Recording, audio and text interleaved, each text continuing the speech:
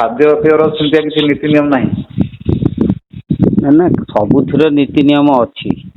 ଆଜ୍ଞା ଅଛି ଯେ ଗୋଟେ କଥା ଶୁଣ, ଆମେ ଯେତେବେଳେ ସ୍କୁଲରେ ପାଠ ପଢୁଛନ୍ତି ଆଜ୍ଞା ସେତେବେଳେ ଆମକୁ ବହୁତ ନିୟମ ମାନିବା ପାଇଁ ପଡୁଛି। ଭୋରୁ ଆଜ୍ଞା ଉଠୁଛନ୍ତି, ପାଠ ପଢୁଛନ୍ତି, 9ଟା ବେଳେ ପୁଣି ଗାଧୋଇ ଖାଇକି ସ୍କୁଲ ଯାଉଛନ୍ତି, ପୁଣି 4ଟା ବେଳେ ଆସୁଛନ୍ତି, ପୁଣି ସଞ୍ଜବେଳେ ପଢୁଛନ୍ତି, ଟ୍ୟୁସନ ଯାଉଛନ୍ତି, ସବୁ ନିୟମ ନା ନାହିଁ? ଆଜ୍ଞା କିନ୍ତୁ ଯେତେବେଳେ ମୁଁ ପାସ୍ କରିଗଲି ମୋର ଆଉ କଣ ଦରକାର ସେ ନିୟମ? ଆଜ୍ଞା ସେଇଭଳି ପ୍ରକାରର ଆମର କିଛି ଗୋଟେ ଲିମିଟ ଟାଇମ ଅଛି, ଯୋଉ ଟାଇମରେ ସେଗୁଡା ସବୁ ଦରକାର ପଡେ। ଆଜ୍ଞା ଆଚ୍ଛା, ଯଦି ସେଗୁଡା ଦରକାର ପଡେ ସେଇ ଟାଇମଟା ଚାଲିଗଲେ ପରେ ଆଉ ଦରକାର ନାହିଁ। କିନ୍ତୁ ଆଜ୍ଞା ଗୋଟିଏ କଥା ହଉଛି, ସଂସାରୀ ଲୋକ ସେମାନେ ସମସ୍ତେ ସାଧନା କରିପାରିବେନି। ଆଜ୍ଞା ଯଦି ସାଧନା ନ କରିପାରିବେ ତାହେଲେ ସେମାନେ କେମିତି ଉଦ୍ଧାର ପାଇବେ? ନା ତାଙ୍କ ଆଜ୍ଞା ପାଇଁ ହଉଛି ସରଳ ସୂତ୍ର, ଯୋଉମାନେ ସବୁ ସାଧନା କରିଛନ୍ତି, ଯୋଉମାନେ ସବୁ ସଦ୍ଗୁରୁ ଦତ୍ତ ଜିନିଷ ପାଇଛନ୍ତି, ଯୋଉ ସଦ୍ଗୁରୁ ଯୋଉମାନେ ହେଇଛନ୍ତି, ସେମାନେ ସବୁ ସାଧନା କରିକି ଆମମାନଙ୍କ ପାଇଁ ସରଳ ସୂତ୍ର ଏବଂ ସରଳ କଥା କରି ଯାଇଛନ୍ତି। ସଂସାର ଆଜ୍ଞା ଲୋକମାନେ ବିନା ସାଧନାରେ ମଧ୍ୟ ସେ ଜିନିଷକୁ ଯଦି ଅନୁସରଣ କରିବେ, ସେ କିଛି ଦରକାର ନାହିଁ, ସେମାନେ ଉର୍ଦ୍ଧ୍ୱକୁ ପଳେଇ ଯାଇପାରିବେ। ଆଜ୍ଞା ତେଣୁ ଏଇ ହଉଛି କଥା, ଯଦି କେହି ସାଧନା କରିକି ଉପରକୁ ଯିବା ପାଇଁ ଚାହିଁବ ସେ କରିବ। ଆଜ୍ଞା ଆଉ ଯଦି ତା ନୁହେଁ, ଖାଲି ନାମ ସ୍ମରଣ କରିକି ମଧ୍ୟ ସରଳ ବାଟ ଅଛି, ବହୁତ ଆଜ୍ଞା ସରଳ ବାଟରେ ଆମେ ଯାଇପାରିବା। ସେଇ ଆମେ ତ ସଂସାରିକ ଲୋକ, ବାସ୍। ତଥାପି ମୋର ଖାଦ୍ୟପେୟ ଅତି ସାଧାରଣ। ହଁ। ଏବଂ ମାନେ ମୁଁ ଘରୋଇ ଯେହେତୁ ରହିଛି, ହୁଁ। ଆମର ଘରେ ଆମିଷ ହୁଏନି, କେବଳ ପିଆଜ ରସୁଣ ଚାଲେ। ଆଉ ହଁ ଆମିଷ ନା ସେଇଟା ଠିକ, ଆମିଷ ନ କରିବା ଠିକ ନୁହେଁ। ପିଆଜ ରସୁଣ ଆଜ୍ଞା ସେମିତି ଖଣ୍ଡେ ହଉ, କଣ କରିବ, କିଛି ଅସୁବିଧା ନାହିଁ। ତମେ ଯୋଉଥିରେ ରହିଛ ଭଲରେ ଅଛ, କିଛି ଅସୁବିଧା ନାହିଁ।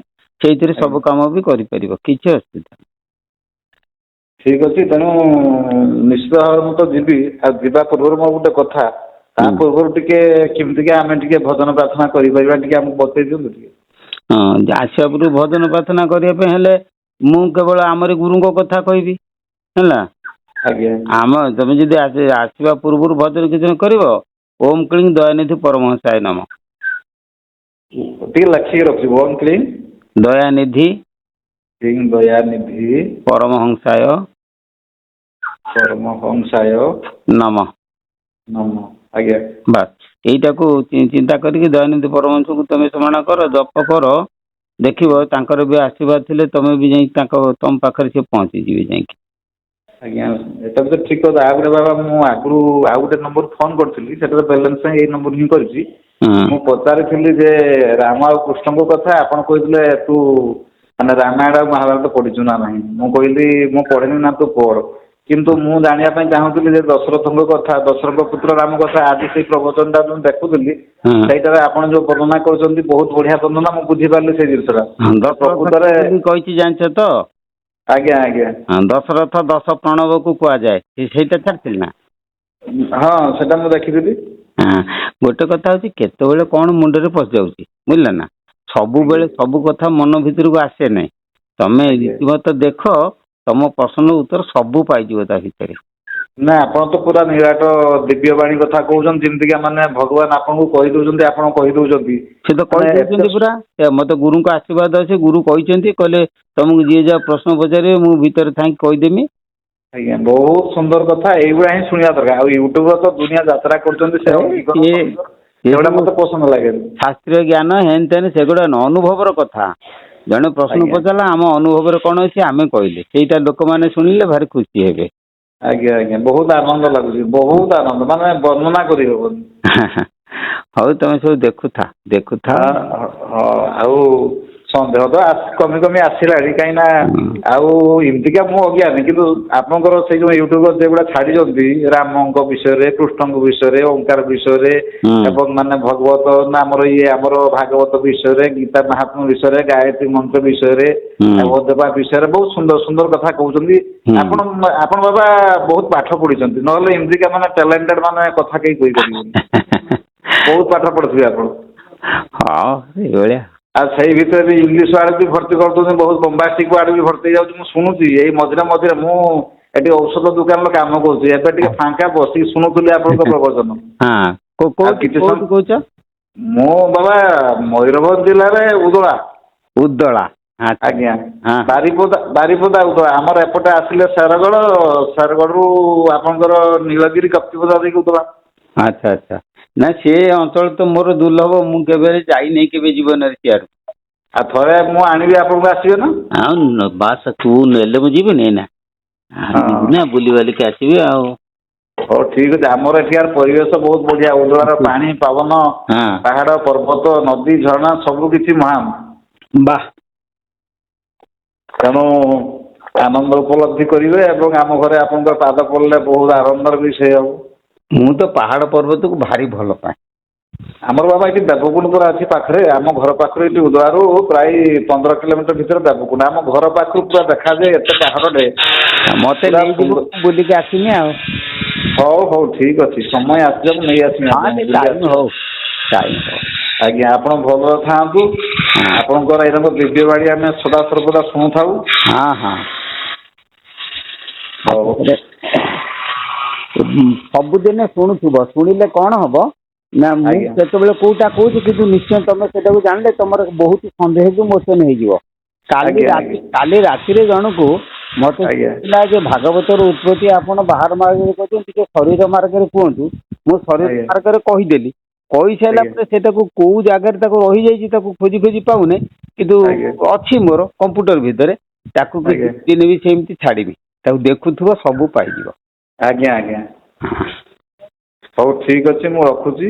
ହଁ କେବେ ଭଗବାନ କରିବେ ଆପଣ ଆମ ଘରକୁ ଆସିବେ। ହଁ ହଁ। ମୁଁ କହିଲି ଯାହା ଯାହା ସବୁ ଚ୍ୟାନେଲକୁ ଛାଡ଼ିଲେଣି, ମାନେ ଯେତେ ସବୁ ଗୋଟେ ପରେ ଗୋଟେ ଜାଣିବାକୁ ମିଳୁଛି ବହୁତ ଉନ୍ନତ କୋଟିର କଥା। ହଁ ମାନେ ହଁ ଆପଣଙ୍କର ତ ବହୁତ ଏକ୍ସପିରିଏନ୍ସ, ଏତେ ହଁ ଗଭୀର କଥା ମୁଁ ଯେତେ ଗଭୀରକୁ ମୁଁ ଯାଉଛି ବୁଝିବାକୁ ଗଲେ ହୁଁ ମାନେ ଗୋଟେ ଗୋଟେ ନୂଆ ଜିନିଷ ତ ଆସିକି ପହଞ୍ଚି ଯାଉଛି। ହଁ ଶୁଣିବାକୁ ତ ଆନନ୍ଦ, କିନ୍ତୁ ମାନେ ମନ ଭିତରେ ଗୋଟେ ଭୟ ଆସିଯାଏ ଯେ ଏଇରକମ ଜିନିଷ ଗୋଟେ ସବୁ ଥାଏ ସବୁ। ହଁ ତେଣୁ ଆମର ସେଟା ଏକ୍ସପିରିଏନ୍ସ ନାହିଁ, ଆପଣଙ୍କର ସେଟା ଗୋଟେ ଏକ୍ସପିରିଏନ୍ସ ହେଇଯାଇଛି ବୋଲି ହଁ ସେ କଥା ଗୁଡା ଶୁଣିଲା ବେଳକୁ ଅତି ଆନନ୍ଦ ଲାଗୁଛି, ବର୍ଣ୍ଣନା ଭାଷାରେ କହିହବନି।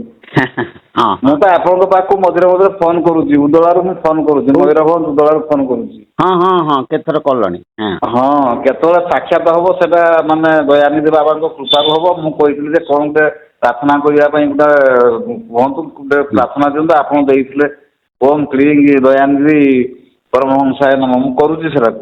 ବାସ୍ ସେଇଟା ତ ମେନ୍ ଜିନିଷ, ସେଇଟାକୁ ଦୈନିକ ଜପ କରନ୍ତୁ। ଆଉ ଆଜ୍ଞା ଏଠିକି ଆସିଲେ ମୁଁ ତାର ପୁରା ଉପରତର ହାଇ ପାୱାର ଜିନିଷ ସବୁ ଦେଇଦେବି ହେଲା। ଦେଲେ ଆଜ୍ଞା ଆଜ୍ଞା ସେଟା ଦରକାର ନିହାତି, କାହିଁକି ଆମେ ଚାହୁଁ ସଂସାର ଭିତରେ ରହିକି ବି ହୁଁ ଗୋଟେ କଡ ସଂସାର କଥା ବୁଝି ଆଉ ଗୋଟେ କଡ ଆତ୍ମାର ଉନ୍ନତି କଥା ଚିନ୍ତା କରିବା। ବାସ୍ ବାସ୍ ବଢିଆ କଥା। ଗୋଟିଏ କଥା ହଉଛି ଯେ ଆମେ ଗୋଟେ ପଟରେ ସଂସାର କଥା ଚିନ୍ତା କଲେ ମଧ୍ୟ ଆଉ ଗୋଟେ ଆଜ୍ଞା ପଟରେ ଆମକୁ ନିଜ ସ୍ଵ ଆତ୍ମାର ମୁକ୍ତି କଥା ଆମେ ଚିନ୍ତା କରିବା। ଚିନ୍ତା ଆଜ୍ଞା କରିକି ଯିବା, କିଛି ନାହିଁ ସେଇଟା ଭଲ କଥା। ଆମ ଶ୍ରୀ ଶ୍ରୀ ଠାକୁର ଦୟାନିଧି ପରମ ଦେବ କହିଲେ ଗୃହ କର୍ମ ଶ୍ରେଷ୍ଠ କର୍ମ, ତାକୁ ଶେଷ କରି ମୋ ପାଖକୁ ଆସ। ସଂସାରୀ ମାନଙ୍କ ପାଇଁ ବଣ ଜଙ୍ଗଲ କିମ୍ବା ଗିରି ଗୁହାଳର ଆବଶ୍ୟକତା ନାହିଁ। ଆଜ୍ଞା ସଂସାରୀ ମାନେ ସେ ଘରେ ରହି ଗୃହ କର୍ମ କରି ଈଶ୍ୱର ଉପଲବ୍ଧି କରାଯାଇପାରେ। ବୁଝିଲେ ନା। ଆଜ୍ଞା ତେଣୁ ଆଜ୍ଞା ଆମେ କିଛି ଅସୁବିଧା ନାହିଁ, ସେଇଠି ରହି ପିଲା ଛୁଆ ଭଲ ମନ୍ଦ ସବୁ ଥିବେ, ସମସ୍ତଙ୍କ ମେଳରେ ଖେଳି ହସି ଖୁସି ଖେଳିକି ଏମିତି କାମ କରିବା ଯୋଉଥିରେ କି ଆଜ୍ଞା ସେମାନଙ୍କ ସାଙ୍ଗରେ ମିଶୁଥିବା, କିନ୍ତୁ ସେମାନଙ୍କର କୌଣସି କର୍ମ ଆମ ମନରେ ଛାପ ଯେମିତି ନ ରୁହେ। ଆଜ୍ଞା ପଦ୍ମପତ୍ରରେ ଜଳ ଯେମିତି ଥାଇକି ନ ଲାଗିଲା ପରି, ସେମିତି ଆମେ ତାଙ୍କ ସାଙ୍ଗରେ ଥାଇକି ମଧ୍ୟ ଆମେ ଜଳ ସଦୃଶ ଲାଗିବା ନାହିଁ। ମନ ନିର୍ଲିପ୍ତ ରହିବ, ସେ ଫର୍ମୁଲା ଟା ଅଛି ଆମ ପାଖରେ। ବୁଝିଲେ ନା, ଆଜ୍ଞା ଏଇ ଆଜ୍ଞା କର୍ମ ଆଜ୍ଞା ମଲା ପର୍ଯ୍ୟନ୍ତ କରିବା। ସେଥିରେ ଭାରି ଭଲ କଥା। କେତେବେଳେ ଯଦି ଆସିବ ଆମେ କଥା ହେବା ଏଠି। ଆଜ୍ଞା ଆଜ୍ଞା ଆପଣ ବାବା ସବୁଦିନ ରହୁଛନ୍ତି ତ ଆପଣଙ୍କ ଆଶ୍ରମରେ? ମୁଁ ଆମ ଆଶ୍ରମ ଛାଡି କୁଆଡେ ଯାଇନା। ତାର କାରଣ କଣ, ମୁଁ କାହିଁକିନା ଆଜ୍ଞା ସବୁବେଳେ ବହି ଲେଖା ଲେଖି ଏଇ ଯୋଉ କଥା ଗୁଡା ସବୁ ଛାଡୁଛି, ତାର ବହୁତ ଉନ୍ନତ ଜିନିଷ ବର୍ତ୍ତମାନ ଲେଖା ଚାଲିଛି। ଆଜ୍ଞା ଆଜ୍ଞା ଆଜି ଆଜ୍ଞା ସକାଳୁ ଗାଧୁଆଳ ପର୍ଯ୍ୟନ୍ତ କରେଣ୍ଟ ପଳେଇଗଲା। ମୁଁ ବର୍ତ୍ତମାନ ଆଜି ଲେଖୁଥିଲି ଯେ ପ୍ରକୃତ ଆକାଶ ଯୋଉ ଜିନିଷ ତାର ଧର୍ମ ଟା କଣ, ଏଟାକୁ ଆଜ୍ଞା ଆମର ଦାର୍ଶନିକ ମାନେ କଣ କହୁଛନ୍ତି, ଭାଗବତ କଣ କହୁଛି ଏବଂ ବିଜ୍ଞାନ ସେ ଜିନିଷ ଟାକୁ କଣ କହୁଛି, ମୁଁ ତାକୁ ତୁଳନା କରି ଗୋଟେ ସୁନ୍ଦର ଜିନିଷ ମୁଁ ଆଜି ଆର୍ଟିକଲ ଲେଖିଛି। ତାକୁ ଟିପିବା ପାଇଁ ଯାଉଥିଲି, ଏବେ ମେଘ ପବନ ହେଇଗଲା, କରେଣ୍ଟ ପଳେଇଲା, ଦେଖିବା ତାକୁ କରୁଛି। ଏଣେ ୟୁଟ୍ୟୁବ ରେ ଛାଡୁଛି, ମୋ ଗୀତା ଭାଗବତ ପଢୁଛି। 24 ଆଜ୍ଞା ଘଣ୍ଟା ମୋର ଏଇ ଈଶ୍ୱର କାମରେ ମୋର ଦିନ ଯାଉଛି, କୁଆଡେ ଯାଇନା। ଏଇ ଆଜ୍ଞା କେମିତି କିଏ ଯଦି ଟିକେ କାଁ ଭାଁ କି କୋଉଠି କଣ ଡାକିଦେଲା, କି କାହା ଘରକୁ ଡାକିଦେଲା, କି ସ୍ନେହରେ ଡାକିଲା ଚାଲିଗନି ଅଲଗା କଥା। ଆଜ୍ଞା ଆଜ୍ଞା ତମେ ଯେତେବେଳେ ଆସିବ ପୂର୍ବ ଦିନ ଟିକେ ଫୋନ କରିକି କହିଦବ, ମୁଁ ହଁ କହିଦେବି, ପଳେଇ ଆସିବ, ବସିକି ଆମେ କଥାବାର୍ତ୍ତା ହବା। ଆଜ୍ଞା ହଁ ମୁଁ ନିଶ୍ଚିତ ଯିବି। ମାନେ ମୋର ତ ମନ ଉଚ୍ଚାଟନ ହେଲା କିନ୍ତୁ ଟିକେ ଏଇ ସମସ୍ୟା ଟିକେ ଅଛି, ଟିକେ ହଁ। ସମାଧାନ କରିଦବା। ହୁଁ ଆଉ ବେଳ କାଳ ଦେଖିକି ହୁଁ ଅତି ନିକଟରେ ମତେ ଯିବା ପାଇଁ ପଡିବ। କାହିଁକି ନା ଶୁଣନ୍ତୁ, ହୁଁ ଆପଣଙ୍କର କାଲି ଦେଖୁଥିଲେ ସେଇ ଆକାଶ ତତ୍ତ୍ୱ କଥା ଯୋଉ କହୁଥିଲେ, ସେ ବୈଜ୍ଞାନିକ କଣ କହୁଥିଲେ, ହୁଁ ମାନେ ଆପଣ ସେଇଟାକୁ ବି ମାନେ ତାକୁ ରିସର୍ଚମେଣ୍ଟ କରିକି ଯୋଉମାନେ କହୁଛନ୍ତି କଥାଟାକୁ, ହୁଁ ଏଇ ଜିନିଷ ଗୁଡା ହୁଁ ସବୁ ହେଲା ତତ୍ତ୍ୱଜ୍ଞାନ କଥା। ହୁଁ କିନ୍ତୁ ଆମର ତତ୍ତ୍ୱଜ୍ଞାନ ହିସାବରେ ବିଜ୍ଞାନର ବି ସମ୍ବନ୍ଧ ରହିଛି ନିଶ୍ଚିତ ଭାବରେ। ହୁଁ ତେଣୁ ସେଇଟାକୁ ଆପଣ ଯୋଉ ଜଜମେଣ୍ଟ କରିକି ଯୋଉ ଲେଖାଲେଖି କରୁଛନ୍ତି ବା କହୁଛନ୍ତି, ହୁଁ ହୁଁ ମାନେ ସୁନ୍ଦର ଶୈଳୀରେ ହୁଁ ଶୁଣିବାକୁ ଭଲ ଲାଗୁଛି ଏବଂ ସେଇ ଜ୍ଞାନଟାକୁ ପ୍ରାପ୍ତ କରିବା ପାଇଁ ବି ମାନେ ମନେ ଆଶା ରହିଛି। ହଁ, ମନରେ ଗୋଟେ ଆଶା ବାନ୍ଧିଛି ଯେ ମୁଁ କେମିତିକା ମାନେ ଈଶ୍ୱରଙ୍କୁ ଜାଣିବି ବା ଅନୁଭବ କରିବି। ହୁଁ, ସେଇଟା ତ ଠିକ କଥା। ଆଜ୍ଞା ସେଇଟା ଆମର ସମସ୍ତଙ୍କର ଜାଣିବା କର୍ତ୍ତବ୍ୟ। ଆଉ କେତେବେଳେ ଆସିଲେ ଆମେ କଥା ହବା ଆଉ। ଆଜ୍ଞା ଆଜ୍ଞା ମୁଁ ମଝିରେ ମଝିରେ ଫୋନ କରିବି, ଆପଣ ବି ମତେ ଟିକେ ମନେ ରଖିଥିବେ। ସବୁ ମନେ ମୁଁ ତ ରଖିଛୁ। ଆପଣଙ୍କୁ ମନେ ରଖିଛି। କଣ ନାଁ କଣ? ମୋ ନାଁ ଅଚ୍ୟୁତାନନ୍ଦ ଆଚାର୍ଯ୍ୟ। ଆଉ ଆଜ୍ଞା ଅଚ୍ୟୁତ ବୋଲିକି ଡାକିବି ଆଉ। ହୁଁ ହଁ ହଁ ଡାକିବେ, ଆପଣଙ୍କର ଖୁସି। ହୁଁ, ମତେ ଯେତେବେଳେ ଫୋନ କରିବୁ ଖାଲି କହିବୁ ମୁଁ ବାବା ଅଚ୍ୟୁତ କହୁଛି, ମୋର ମନେ ପଡିବ। ଆଜ୍ଞା ଆଜ୍ଞା କାହିଁକି ନା ମୁଁ ଏ ଯୋଉ ମୋବାଇଲଟା ଛୋଟ ମୋବାଇଲଟେ, ଏଥିରେ ସବୁ ସମସ୍ତଙ୍କ ନାଁ ଫିଡିଂ କରି ସେଭ୍ କଲା ବେଳକୁ ପୁରା ହ୍ୟାଙ୍ଗ ହେଇଯାଉଛି। ଆଜ୍ଞା ଆଜ୍ଞା ତେଣୁ ରଖି ହଉନି, ମତେ ଖାଲି ମଝିରେ ମଝିରେ କହିଦେଇକି ତାପରେ କଥା ହବା ଆଉ। ଆଜ୍ଞା ଆଜ୍ଞା ହଉ ହଉ ରଖୁଛି ବାବା। ହଁ।